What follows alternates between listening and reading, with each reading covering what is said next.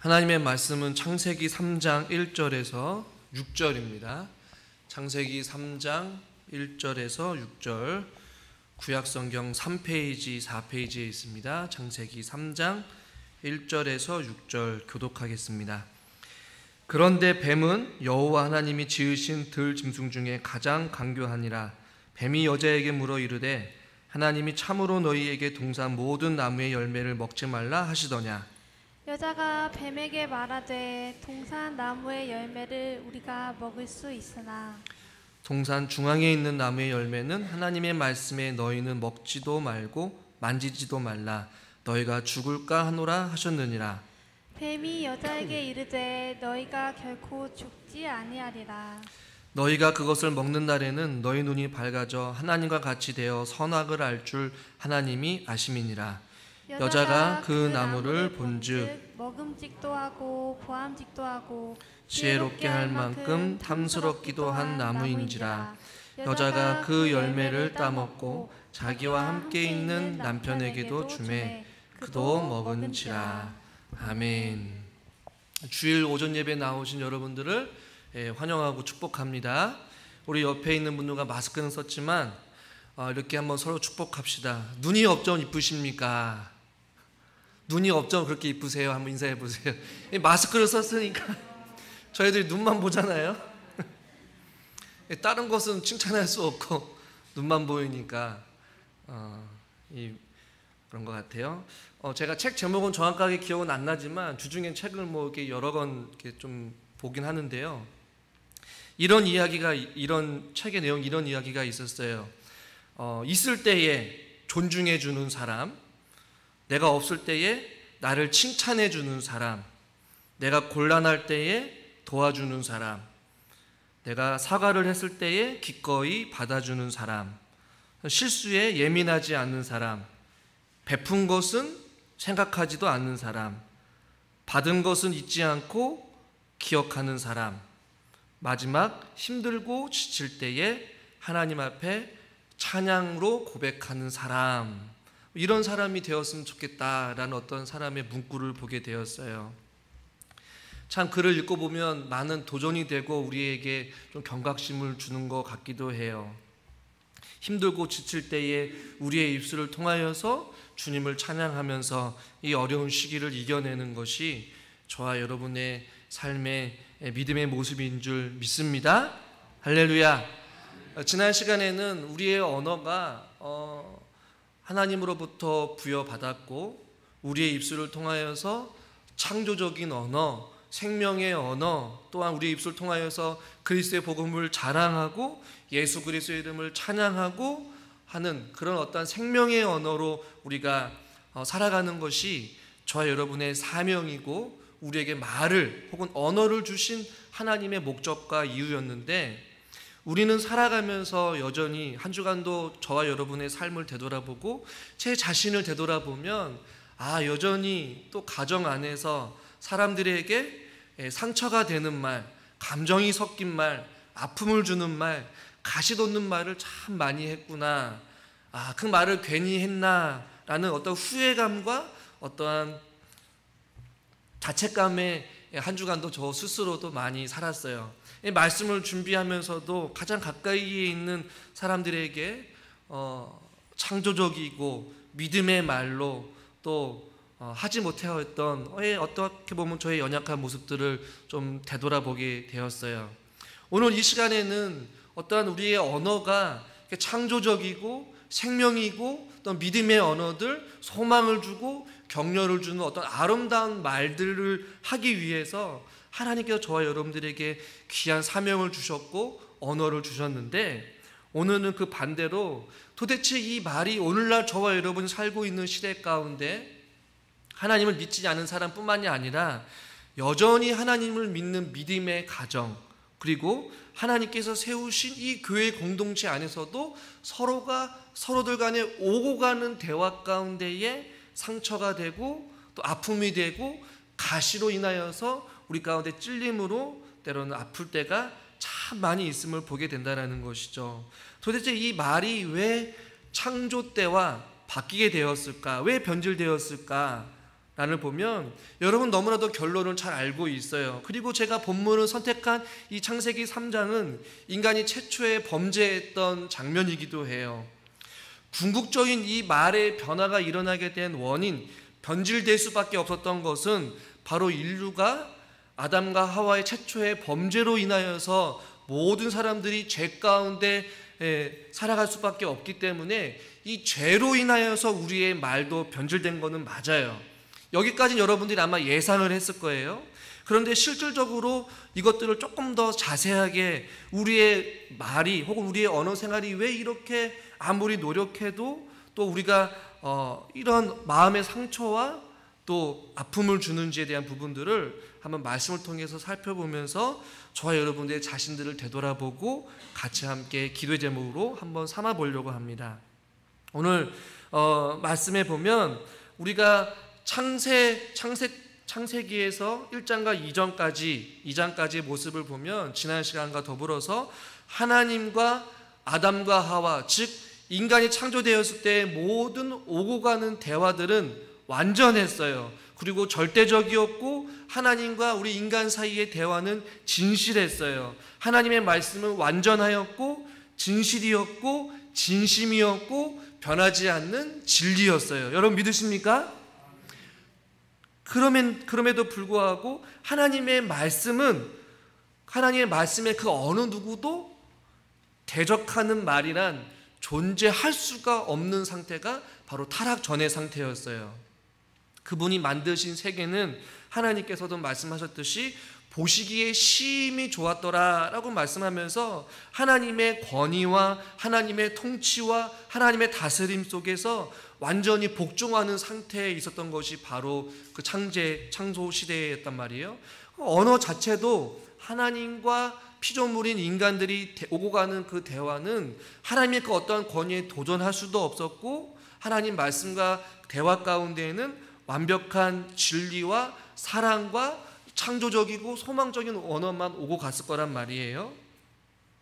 그런데 오늘 이 3장으로 돌아가서 이 뱀을 통하여서 사단을 통하여서 아담과 하와 그리고 하나님과의 모든 관계가 깨져버리면서 그가 하나님과 또 사람과 사람 사이의 대화가 완전히 변질되어지고 깨어지게 되는 그러한 일들이 일어나게 되었다는 것이에요. 그리고 뱀이 아담을 유혹하고 범죄할 때에 사용한 도구가 무엇이었느냐?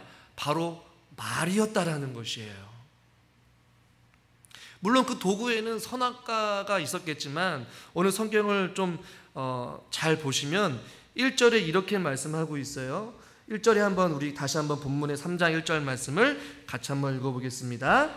그런데 뱀은 여호와 하나님이 지으신 들짐승 중에 가장 간교하니라. 뱀이 여자에게 물어 이르되 하나님이 참으로 너희에게 동산 모든 나무의 열매를 먹지 말라 하시더냐. 범죄하게 하고 하나님의 관계가 깨지게 되고 입술로 우리의 말이 바뀌게 된 궁극적인 이유 중에 시작점 무엇이었냐면 뱀이 하나님의 말씀을 알면서도 그 말씀을 조금 다르게 해석해서 의문을 갖게 하고 의구심을 갖게 해서 지금 질문을 던지고 있어요. 3장 1절 뒷부분에 보니까 뭐라고 말씀하냐면 참으로 진짜로 혹은 진실로 너희에게 동산의 모든 나무의 열매를 먹지 말라 하시더냐. 이미 모든 것을 알고 있지만 하나님의 말씀을 다시 한 번 더 의구심을 갖게 하고 질문을 하게 하는 거예요. 진짜로 하나님께서 너에게 동산의 모든 나무의 열매를 먹지 말게 하시더냐라고 하자 2절에 여자가 뱀에게 말하되 모든 열매를 먹을 수 있지만 이 3절 말씀을 같이 한번 읽겠습니다. 3절 동산 중앙에 있는 나무의 열매는 하나님의 말씀에 너희는 먹지도 말고 만지지도 말라 너희가 죽을까 하노라 하셨느니라. 하와가 나름 잘 대답을 했어요. 그렇지만 하와의 잘못된 답변이 나오고 있어요. 이 질문부터가 하나님의 말씀을 한 번쯤 생각하게 하고 의심하게끔 사단이 지금 뱀이 이야기를 했단 말이에요. 근데 하와가 아니나 다를까 너희가 죽을까 하노라 라고 지금 3절에서 답변을 하고 있어요. 이것은 하나님의 말씀을 온전히 지금 믿고 있지 않고 대답하고 있지 않은 것이에요. 왜냐하면 창세기 2장 17절에서 하나님께서 뭐라고 말씀하십니까? 하나님은 반드시 죽으리라 라고 창세기 2장 17절에서 말씀하고 있어요. 그런데 지금 하와는 너희가 죽을까 하노라 라고 말씀을 좀 변형해서 말하고 있는 것이에요. 그러자 뱀이 한술 더 떠서 이렇게 말하고 있어요. 4절 말씀, 뱀이 여자에게 이르되 너희가 같이 읽읍시다. 결코 죽지 아니하리라. 하나님의 말씀에 의무를 갖게 하고 질문을 하고 결국에는 그 의심이 불신이 되고 결국엔 하나님의 말씀을 부정하게 하고 잘못 해석하게 해서 범죄하게 했다라는 얘기예요. 언어가 교묘하게 바뀌면서 아담과 하와가 범죄하게끔 하나님의 말씀을 의심하고 부정하게끔 지금 하고 있는 것이에요. 질문을 했어요. 그 질문에 잘못 대답하였고 결코 죽지 아니할 것이다 라고 말씀을 왜곡해서 믿게 했다라는 것이에요. 그래서 결국에는 하와와 아담이 선악과를 먹게 되는 그 잘못을 저지르게 되잖아요. 여기서 우리가 알 수 있는 중요한 사실은 무엇이냐면 하나님의 말씀은 거짓을 통하여서 진실을 왜곡하게 만들고 신뢰를 무너뜨리게 함으로 말미암아 범죄하게 했다는 것이 사단의 전략이었어요. 이만큼 거짓은 굉장히 위험하고 무섭고 파괴적인 것을 갖고 있다는 것이에요.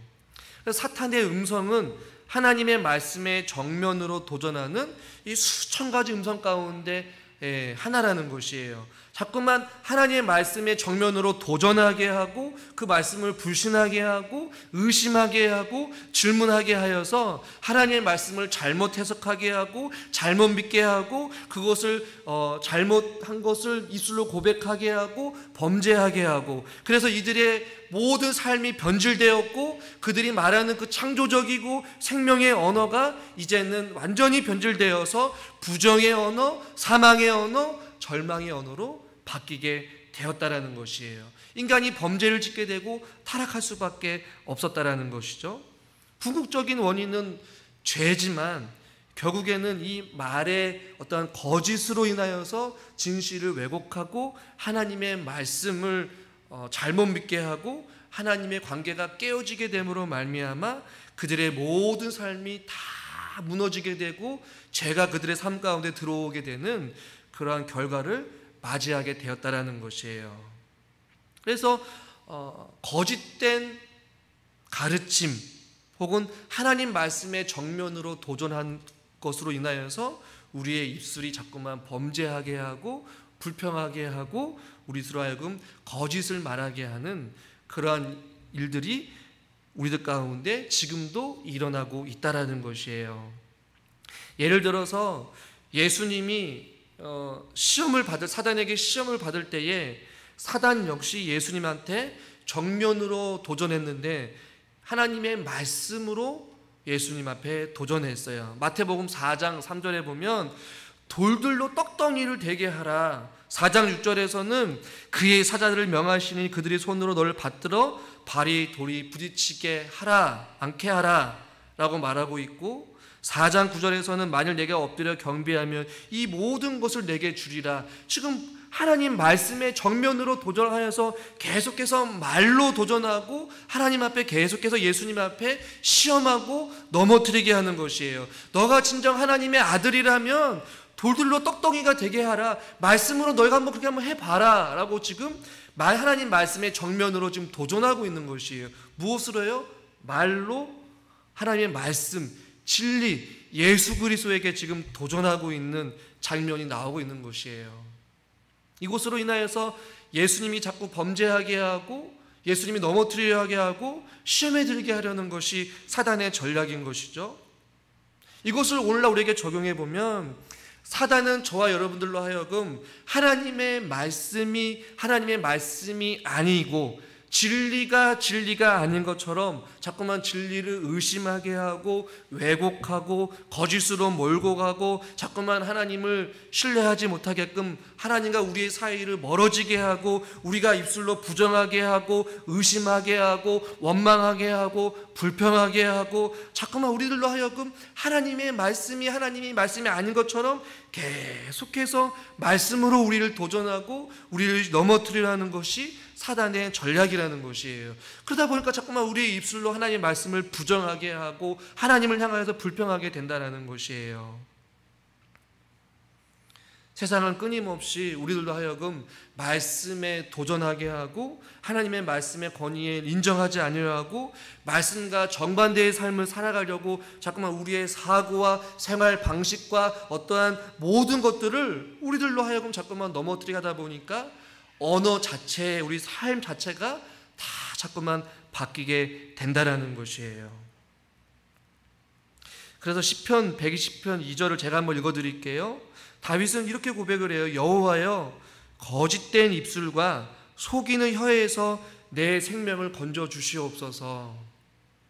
거짓된 입술과 속이는 혀에서 내 생명을 건져달라고 간절히 시편 120편 2절에서 그런 고백을 하거든요.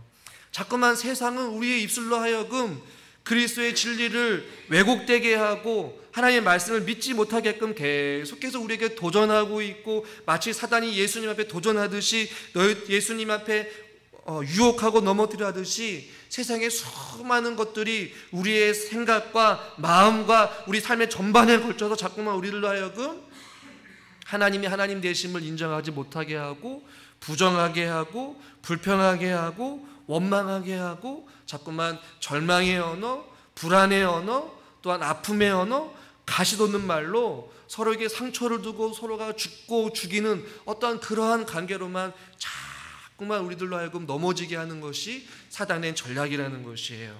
그러니까 자꾸만 우리의 입술을 통하여서 범죄하게끔 하게 한다라는 것이에요. 지금 하와 역시도 3절에 보니까 너희가 죽을까 하노라 라고 결국에는 그의 입술을 통하여서 하나님의 말씀을 지금 왜곡되게 지금 고백을 하고 있거든요. 그 왜곡된 고백, 잘못된 고백이 행동으로 이어져서 죽을까 하노라, 죽지 않는다라고 하자 그것을 믿고 하나님의 말씀을 잘못 이해하여서 범죄하게끔 행동으로 옮겨진다라는 것이죠. 그만큼 이 말의 위력이 무섭다라는 것이에요. 여러분 잘 보십시오. 이 원죄로 인하여서, 이들의 범죄로 인하여서 이들의 언어가 어떻게 바뀌게 되는지, 서로가 서로를 향한 축복의 언어, 사랑의 언어, 소망의 언어였던 이들의 언어가 이제는 완전히 바뀌게 돼요. 여러분 보십시오. 창세기 2장 23절에서 아담이 하와에게 뭐라고 이야기를 하는지 자막을 통해서 한번 같이 한번 읽어봅시다. 이는 내 뼈 중에 뼈요 살 중에 살이라. 하나님께서 아담에게 하와를 주셨을 때에 아담이 하와에게 한 표현이에요. 뭐라고 해요? 내 뼈 중에 뼈요 살 중에 살이로다. 인류 최초의 사랑의 고백 아니겠어요? 내 뼈 중에 뼈고 살 중에 살이라고 그렇게 사랑하고 아끼고 품어주고 했던 그의 입술이 여러분 변질되었을 때 뭐라고 이야기를 하냐면, 이제 선악과를 따먹었을 때에 그들의 결과가 어떻게 이야기를 하냐면 12절 말씀을 같이 한번 읽어보겠습니다. 12절입니다. 본문은 아니지만 3장 12절 말씀 우리 같이 한번 읽겠습니다. 아담이 주셔서 나와 함께 있게 하신 여자. 3장 창세기 3장 12절 하나님이 주셔서 나와 그냥 한번 같이 읽겠습니다. 아담이 이르되 하나님이 주셔서 나와 함께 있게 하신 여자, 그가 그 나무 열매를 내게 주므로 내가 먹었나이다. 13절도 같이 읽을게요. 본문은 아니지만 13절입니다. 여호와 하나님이 여자에게 이르시되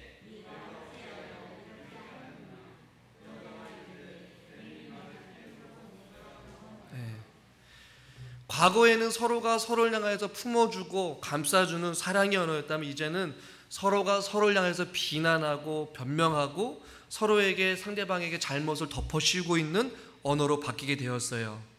아담을 보면 내 뼈 중에 뼈요 살 중에 살이었다라고 했던 그 여자에게 하나님께서 물었을 때에 선악과를 먹은 이후에 서로가 서로를 헐뜯기 시작하였고 서로에게 잘못을 탓하고 있는 모습들을 보게 돼요. 책임을 상대방에게 돌리고 있어요. 하와를 두둔하지 않았고 보호하지 않았어요. 그의 뼈 중에 뼈였고 살 중에 살이라고 고백했던 그 하와 때문에 내가 선악과를 먹게 되었습니다 라고 하나님 앞에 변명하고 있고 비난의 언어로 바뀌게 되었다라는 것이에요. 하와를 품어주지 않았어요. 여러분, 어떻게 2장과 3장의 이 한 장 차이에 하와의 언어가 어떻게 이렇게 바뀔 수 있을까요? 과거에는 뼈 중에 뼈리요 살 중에 살이라고 그렇게 사랑으로 외쳤던 그 아담이 이제는 저 여자가 나로 하여금 먹게 하여서 먹게 했습니다. 그 여자에게 하와에게 잘못을 하고 있고 덮어주거나 감싸주거나 보호하는 언어가 아니라 하와를 탓하고 비난하고 잘못을 떠넘기고 있는 언어로 바뀌게 되었다라는 것이에요. 여러분, 우리가 언어 생활을 잘 되돌아보면 가정 안에서도 교회 안에서도 마찬가지죠. 사회생활하면서 누군가가 잘못을 하고 실수를 하거나 어떤 일이 있었을 때에 상대방을 향하여서 내 뼈 중에 뼈요 살 중에 살이로다 라고 할 정도로 우리가 상대방을 향해서 감싸주고 보호해주고 위로해주고 격려해주는 말이 하나님 있는 저와 여러분의 입술 통해서 나와야 되는데, 그러기보다는 오히려 우리들이 마찬가지로 상대방을 탓하고 상대방을 비난하고 상대방을 향하여서 정죄하거나 또한 판단하거나 그의 허물을 감싸주거나 감추기보다는 더 들춰내고 더 크게 와전돼서 소문내고 그 사람을 향하여서 지탄하는 소리가 어떻게 보면 저와 여러분들의 연약한 모습들의 언어 생활 아니겠어요? 우리의 언어 생활이 교회 안에서도 마찬가지죠. 누군가가 조금이라도 어떤 일이 있으면 그 사람을 향한 감싸주고 사랑의 언어로 품어주는 언어로 다가가기보다는 오히려 비난하고 잘못을 떠넘기고 상대방을 탓하거나 아픔을 들춰내는 말들로 인하여서 또 다른 상처를 주는 어떤 그런 언어 생활이 우리 가운데 있어서는 안 된다는 것이죠. 책을 잠깐 보게 되었는데 제목은 모든 성공은 긍정의 말에서 시작된다라고 이야기를 하면서 그 책에서 한 가지 질문을 했어요. 어떤 질문을 했냐면, 우리가 상대방을 대할 때에 우리의 오고 가는 대화 가운데 서로가 상대방에게 왜 상대방을 존중하거나 또한 긍정의 언어로 혹은 그 사람을 향하여서 좋게 이야기를 하지 못하는 이유가 도대체 무엇이냐, 약간 좀 일반적인 서적인데요. 그 서적에서도 저는 좀 공감하는 부분이 있었어요. 왜 우리가 신앙을 떠나서 우리가 일반적으로 어떤 회사에서든지 가정에서든지 어떤 모임에서 우리가 오고 가는 이 대화 가운데 왜 서로가 서로를 향하여서 긍정하고 또한 좋게 이야기하고 사랑의 언어를 하지 못하고 자꾸만 상대방을 짓밟거나 억누르거나 상처되거나 왜 아픔을 주는 말을 하는 수밖에 없는 이유가 무엇인가? 그 책에서 간단하게 4가지를 이야기하는데 참 저에게 공감이 됐어요. 첫 번째는 오늘 3장에 말한 것 같이 원죄와도 관련됐는데, 인간이 이기적이기 때문에 그렇게 상대방을 향하여서 존중의 언어, 사랑의 언어를 표현하지 못한다라고 이야기를 하더라고요. 먼저 내 이익부터 생각하다 보니까 다른 사람을 향하여서 긍정하지 못하는 것이에요. 다른 사람에게 좋은 말이 나오지 못한다라고 이야기를 해요. 여러분 동의하십니까? 먼저 내 것부터 생각하고 나만 생각하다 보니까 상대방을 향하여서 상대방이 어떻든지 간에 생각하지 않고 그냥 무심코 내뱉는다는 것이에요. 두 번째는 여유가 없기 때문에 다른 사람에게 관심을 둘 여유가 없다라는 것이, 오로지 나만 생각하고 오로지 내 이익만 생각하다 보니까 마음의 여유가 없다라는 것이에요. 그러다 보니까 상대방을 향하여서 타인을 향하여서 좋은 말이 나갈 수 없다라는 것이에요. 세 번째는 편견이 있기 때문에 사람은 성별, 직업, 인종에 대한 편견이 있잖아요. 아, 저 사람은 저래. 그러니까 그 편견을 가지고 이야기를 하다 보니까 좋은 말이 나올 수 없다라는 것이에요. 과거에 저 사람이 나를 안 좋게 이야기를 했지, 과거 저 사람이 나한테 상처를 줬지, 과거 저 사람이 우리 가정에 내 자녀에게 또 어떤 모임 가운데 안 좋은 일을 했지. 그러다 보니까 그 상대방을 향한 편견이 있기 때문에 어떤 긍정의 말을 할 수 없다라는 것이죠. 마지막 네 번째는 남을 이해하는 어떤 기술이 부족하기 때문에, 남을 상대방의 입장에서 생각하지 않기 때문에 어떠한 상대방을 향한 이러한 좋은 긍정의 말을 할 수 없다라고 일반 서적에서도 이렇게 평가를 내려요. 이 모든 것에 포함하여서 저는 가장 첫 번째, 인간이 이기적이기 때문에, 즉 자기밖에 모르기 때문에, 이것은 조금 더 깊게 나가면 피조물인 인간이 하나님과 같아지려는 어떤 교만한 마음 때문에 이기적인 마음이 생겼고, 자기 자신밖에 모르고 하나님과 같아지고 온 세계의 모든 것이 자기중심적으로 살아가려는 그런 인간의 교만한 마음 때문에 우리의 입술을 통하여서 상대방에게 좋은 말이 나가지 못하고 생명의 말씀, 창조의 말씀을 전해야 되는 그런 우리의 입술이 자꾸만 부정의 언어, 절망의 언어, 아픔의 언어, 가시의 언어로 우리가 할 수밖에 없다라고 오늘 성경을 통해서 우리는 발견할 수밖에 없다라는 것이에요. 이 모든 것은 하나님과 같아지려는 인간의 교만한 마음들로 인하여서 하나님의 말씀을 왜곡하고 하나님 말씀에 불순종으로 일어난 인간의 마음 때문에 삶이 바뀌게 되었고 언어까지 변질되었다라고 성경은 우리에게 말씀해주고 있는 것이에요. 서로가 서로를 향한 비난뿐만이 아니라 이 언어가 어떻게 바뀌느냐, 인간과 인간, 아담과 하와가 서로가 서로를 향하여서 탓하고 원망하고 비난하는 말뿐만이 아니라 더 나아가서는 하나님을 향한 비난으로까지 이어지게 돼요. 창세기 3장 12절 말씀 다시 한번 읽겠습니다. 아담이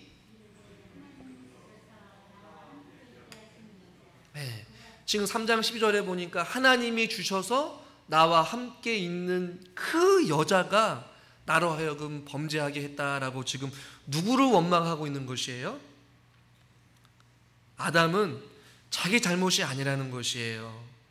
저 여자도 잘못이지만 바로 하나님이 나에게 주신 여자 때문에 내가 선악과를 먹었다. 누구를 향한 원망과 비난으로 지금 언어가 바뀌게 된 것이었어요? 하나님을 향하여서 지금 비난의 언어, 불평의 언어, 원망의 언어를 하기 시작한 거예요. 여러분, 이 얼마나 말이 무섭습니까? 이 말이 완전히 바뀌게 되었어요. 제가 서론에 말씀드렸죠.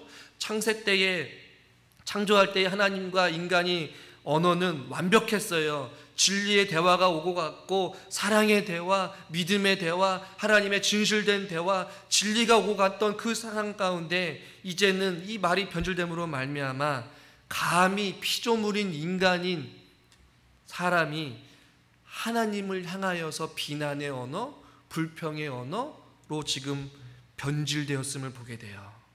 이것은 여전히 지금도 우리에게 유효하고 있어요. 오늘날 수많은 우리의 삶의 대화 가운데 우리의 입술로 때로는 무심코 하나님을 향하여서 원망하거나 불평하는 소리를 내고 있지는 않습니까? 이것은 이스라엘 백성들에게도 동일하였어요. 여러분, 이스라엘 백성은 우리가 새벽마다 창세기, 그 다음에 출애굽기, 레위기, 민수기까지 보면서 여러분 무엇을 느꼈습니까? 이스라엘 백성들이 끊임없이 광야 생활을 하면서 그들이 하나님을 향하여서 수도 없이 원망하고 불평했어요. 왜 애굽에서 멀쩡하게 살고 있는 우리들을 출애굽시켜서 고생시키십니까? 우리는 애굽에 있었으면 차라리 먹을 거라도 잘 먹고 고기도 먹고 부추도 먹고 물 걱정 없이 살 수 있었는데 하나님께서 괜히 우리를 광야로 내몰아 주셔서 왜 목말라 죽게 합니까? 배고파 죽게 합니까? 고기가 먹고 싶습니다. 물이 목마릅니다. 춥습니다. 배고픕니다. 라고 끊임없이 원망하고 불평하면서 하나님을 향하여서 그들을 죄와 사망 가운데서 노예로부터 구원해 주신 그 하나님의 은혜에 감사하지 못하고 오히려 하나님 때문에 내가 죽겠습니다 라고 고백하려 하였던 이스라엘 백성들, 출애굽기 16장 12절 말씀을 예를 들어서 같이 한번 읽겠습니다. 내가 이스라엘 자손의 원망함을 들었노라. 그들에게 말하여 이르기를 너희가 해질 때에는 고기를 먹고 아침에는 떡으로 배부르리니 내가 여호와 하나님이 하나님인 줄 알리라 하라 하시니라. 12절 보면 내가 이스라엘 자손의 무엇을 들었더라? 원망함을 들었노라. 이 원망함의 시작은 바로 아담으로부터 시작되었어요. 하나님이 주신 그 여자, 하나님께서 주신 그 여자 때문에 하나님을 탓하고 있어요. 우리의 언어 생활에서도 불평과 혹은 불행의 원인을 하나님이라고 생각하면서 하나님 앞에 원망하며 불평하며 사신 적은 여러분 없으십니까? 저는 이 말씀을 준비하면서 참 많이 하나님 앞에 원망하고 불평했던 것 같아요. 하나님, 왜 나에게 이런 시련과 아픔을 주십니까? 왜 하나님 나에게만, 왜 하나님 나에게만, 하나님께서 모든 것이 저의 연약함이고 제 잘못임에도 불구하고 그것을 자꾸만 남을 탓하고 가족을 탓하고 환경을 탓하고 이제는 그것도 모자라서 나에게 모든 것을 채워주시고 은혜 주신 그 하나님을 향하여서 하나님 왜 나에게? 라고 이야기하면서 하나님께로 그 시선의 원망의 언어가 하나님께로 향하고 있는 부족한 연약한 제 모습을 발견하게 되었어요. 여러분의 믿음 생활 가운데, 기도 생활 가운데, 언어 생활 가운데 무심코 하나님 왜 나에게, 왜 하나님 나에게, 하나님 이 하나님을 향한 비난과 불평과 또한 원망의 말들을 우리가 하고 있는 건 아닌지 우리들의 모습들을 한번 엄밀하게 점검해 볼 수 있기를 주님의 이름으로 간절히 소망합니다.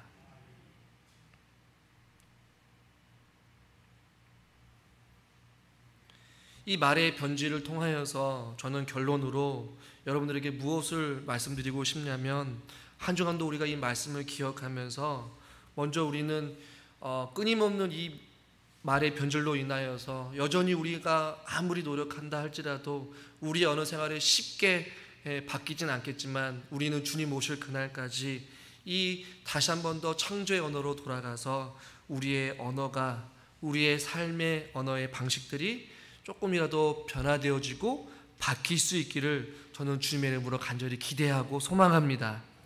그러기 위하여서 우리가 첫 번째로 한번 좀 적용해 보고 싶은 것은 무엇이냐면, 한번 따라해 볼까요? 예수님의 삶을 기억합시다. 네. 여러분, 예수님이 그 사단의 시험을 통과할 때에 아담과 하와는 사단의 왜곡된 말에 넘어졌고 결국에는 패배하였고 또한 범죄하게 되었고 입술로도 범죄하게 되었어요. 그러나 예수님께서는 그 말씀에 정면으로 도전하였던 그 사단을 여러분 무엇으로 물리치셨습니까? 그리고 무엇으로 그것을 승리하셨습니까? 바로 하나님의 말씀으로 물리쳤어요. 우리가 입술로 자꾸만 우리 입술을 통하여서 사람을 향하여서 하나님을 향하여서 누군가를 대면할 때에 자꾸만 좋은 말이 나오지 아니하고 자꾸만 하나님 향해서 불평의 말이 나오고 부정의 언어가 나오고 정죄의 언어가 나오고 가시돋는 말이 나올 때마다 예수 그리스도의 이름으로 물리칠 수 있기를 바랍니다. 그러게 주의 말씀을 붙잡는 것이에요. 하나님의 말씀을 부여잡고 하나님, 우리의 입술이 그 아까 전에 시편 120편에 고백했던 것과 같이 주여 우리들의 그 타락된 거짓된 입술과 속이는 혀를 주님의 생명을 통하여서 우리를 건져내어 주시옵소서. 우리의 입술에 진리의 말씀으로 가득 차게 하여 주셔서 그런 말이 입에서 나올 때마다 예수 그리스도의 말씀으로 물리치게 해주시고 우리의 입술을 통하여서 상대방에게 가시돋는 말이 나오지 아니하도록, 하나님을 향한 원망의 말이 나오지 아니하도록 주여 우리의 입술을 붙잡아 주시옵소서. 기도할 수밖에 없는 것이죠.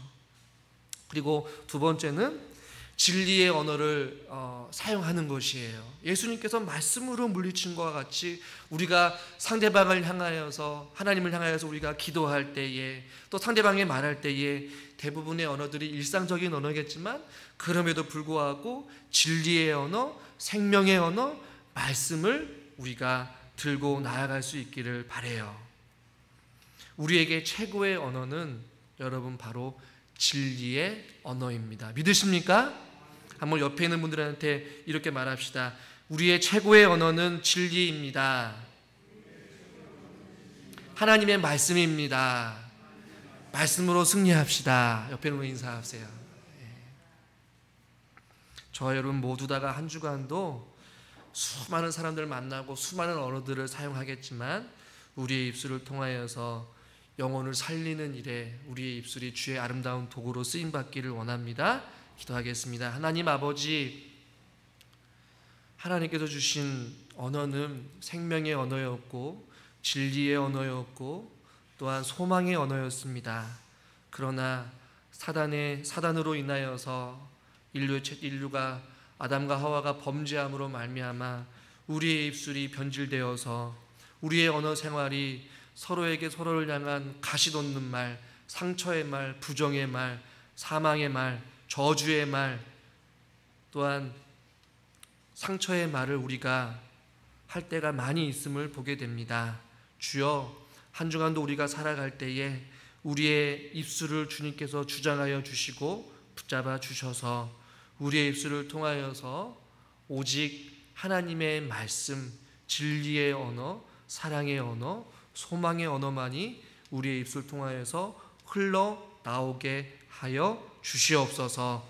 하나님, 우리의 입술 통하여서 혹시라도 우리가 무의식적으로 하나님을 향한 원망이 있지 않을까 두렵습니다. 주여, 저희들을 불쌍히 여겨주시고 날마다 우리에게 은혜 베풀어 주시고 사랑의 눈으로 우리를 바라보시는 하나님 앞에 우리가 원망과 불평이 아니라 사랑의 또 감사의 언어로 하나님을 찬양하는 아름다운 입술이 되게 하여 주시옵소서. 예수님의 이름으로 기도드리옵나이다. 아멘.